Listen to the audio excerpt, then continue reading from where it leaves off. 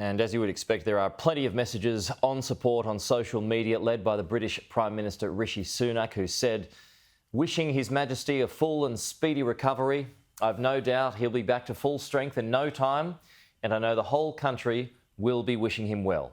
And the opposition leader, Sir Keir Starmer, says, on behalf of the Labor Party, I wish His Majesty all the very best for his recovery. We look forward to seeing him back to swift and full health. According to the BBC, a source close to Prince Harry says the Duke of Sussex has spoken to his father and will be coming to the UK to see the King in the coming days. Sky's royal commentator, Alistair Bruce, has more. Most people know the King as the head of state, and so it does give it something of a focus. I think for the King, though, he has come to this as a very fit 75-year-old.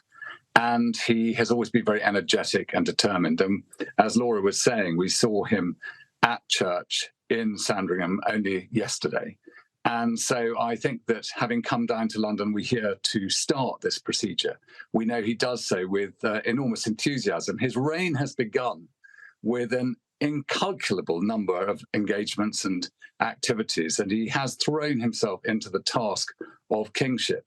And yet the nation is very used to, in the late Queen Elizabeth II, having a monarch who was, as it were, in some state of health decline, and all the work that is required to be done by a head of state carries on. But for the King, having announced now that he has cancer, which is something that almost every family in the world is aware of, and this bringing it to light is perhaps some of the work that the King hadn't necessarily planned to do with his reign. And yet I think the impact of this announcement and the fact that it's being shared so clearly with so many people is part of what he may be able to do to support the nation and all the people who are suffering from this disease.